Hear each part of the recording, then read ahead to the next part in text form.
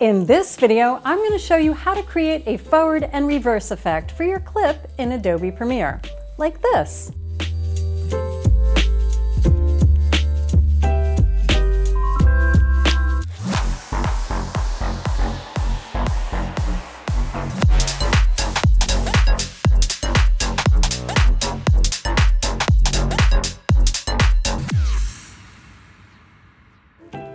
Hi and welcome back to DIY Film with Merle Becker, the channel where I help you make better videos.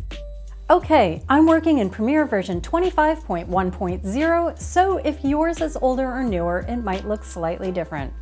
First, select your clip by pressing V on your keyboard to activate the selection tool. Then click on the clip. Next, decide where you want the backward motion to start. I want the backwards part to start right here when he's at the end of the ramp. Use the razor tool keyboard shortcut C and click on the clip at that point to make an edit.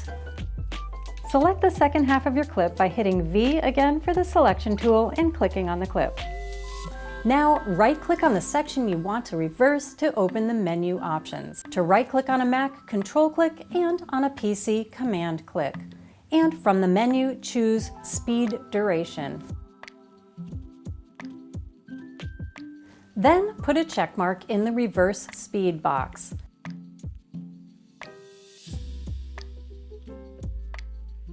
Now play down your timeline. You'll notice the clip is reversed.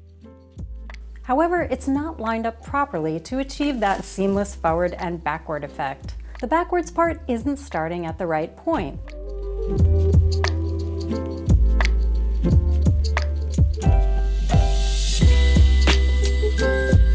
To fix this, you'll need the backwards motion to start at the exact frame where the forward section ends. Here's how to do this.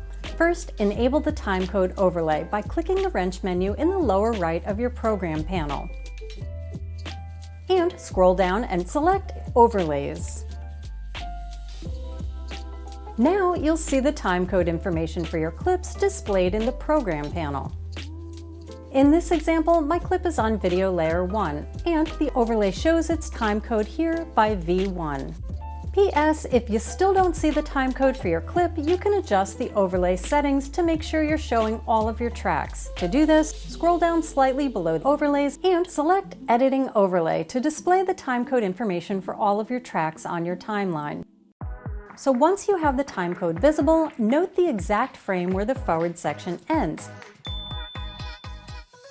Then scroll to the same frame number on the reversed section. Remember, if you need to move one frame at a time, you can always use the left and right arrows on your keyboard.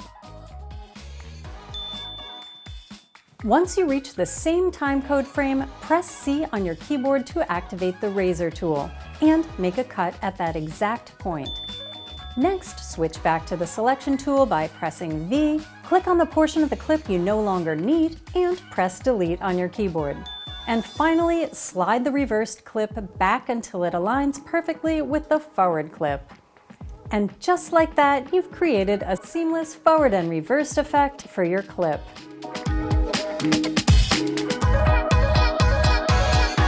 Sweet.